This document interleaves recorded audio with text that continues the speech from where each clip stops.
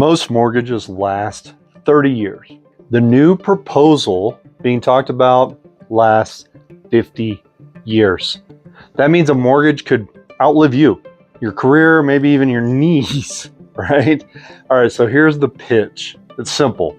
You get lower payments, you got easier qualifying, and more people finally able to buy a home. But so the real question is whether this thing is a lifeline or is it a carefully wrapped trap meant to keep Americans in debt for the rest of their natural born lives? Let's tear this apart honestly.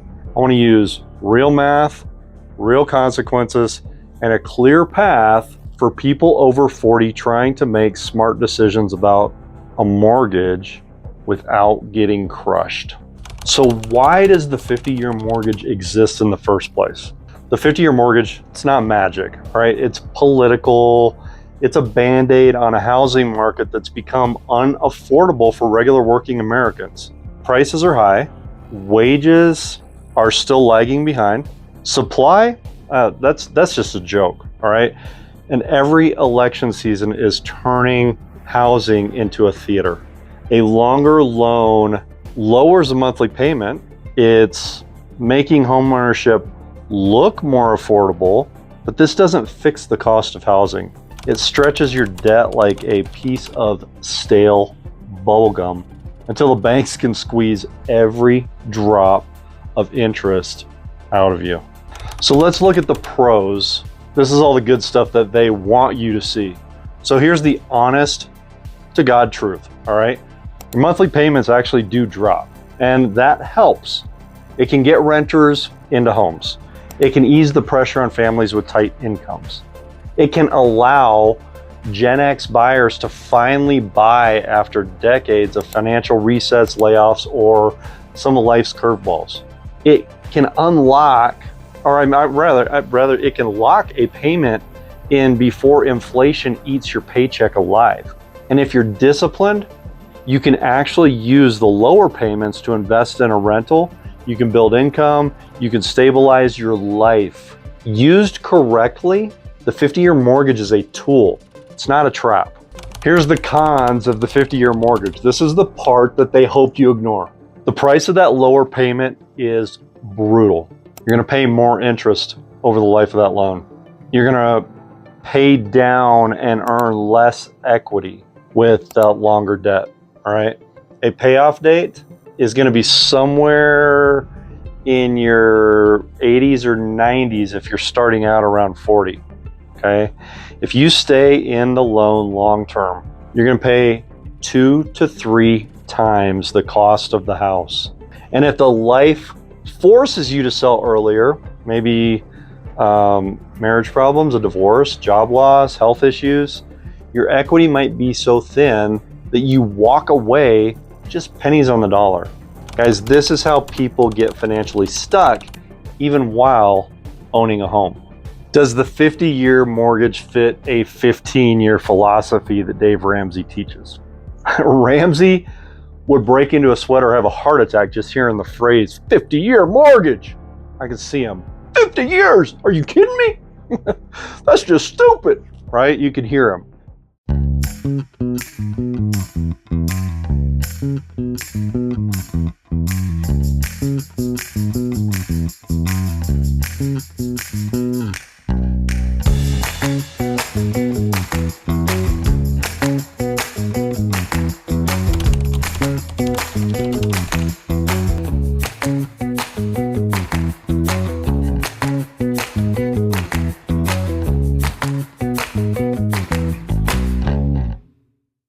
His model is simple. No debt, pay things off fast, live with margin, all right? A 50-year mortgage breaks all of his rules. But here's where reality kicks in. Most families can't qualify for a 15-year mortgage anyways. So can you integrate the two? I would argue yes, if you treat the 50-year loan like a temporary tool. Buy the house, stabilize your budget, then aggressively pay down the principal or refinance into a lower term when you can. You use the tool, you don't marry it. All right, does the 50-year mortgage break the Get UnBroke Assets, Liabilities, Income, and Expense Framework. Under ALIE, Assets, Liabilities, Income, Expenses, a 50-year mortgage is just a stretched liability, all right? But if the lower monthly payment frees up margin to build income through a rental property, then the system works. If the reduced payment becomes lifestyle creep, nicer truck, bigger vacations, eating out more, then the model collapses. In assets, liability, income, expense, in ALIE, the question isn't, is the mortgage good? But does this loan improve your total financial structure? All right, I want to ask my Gen X buyers who are over 40 years old, this question's for you. Is this a smart loan option for you? Look, buying your first house after 40 is different, all right? Retirement's closer, your kids are older, life has gotten a lot more expensive. A 50-year mortgage can be a stepping stone, especially if the alternative is renting forever. But you gotta be strategic. You gotta use the lower payment to build savings, invest in your first income producing door, position yourself to refinance or pay that thing off early. What you cannot do is treat the 50-year mortgage as a permanent lifestyle. Use it for leverage and it can be good. What are the alternatives if a 50-year mortgage just feels wrong to you?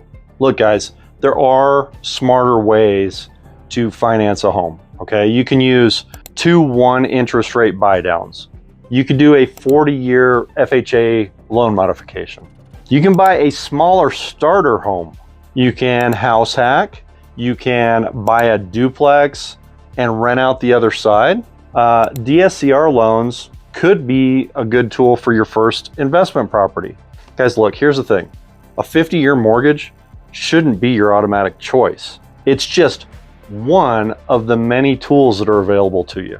So here's the final verdict. Is the 50-year mortgage a lifeline or is it a trap? Guys, here's the deal about the 50-year, all right? It's neither the hero or the villain. It's just a tool. It's neutral. In the wrong hands, man, it can be a long-term debt sentence that keeps you broke until you can't work anymore. But in the right hands, it's a temporary bridge that lowers your payment. It can open the door to ownership. It can free up cash to build real income. The key is strategy, not emotion. The choice isn't whether the 50-year mortgage is good or bad. It's whether you use it intentionally or drift into it blindly. Guys, I'm Joshua Christensen with Realty One of New Mexico, Christensen Properties. And look, subscribe to the button below if this is good information for you, or, better yet, go into the description and take the 1-door challenge.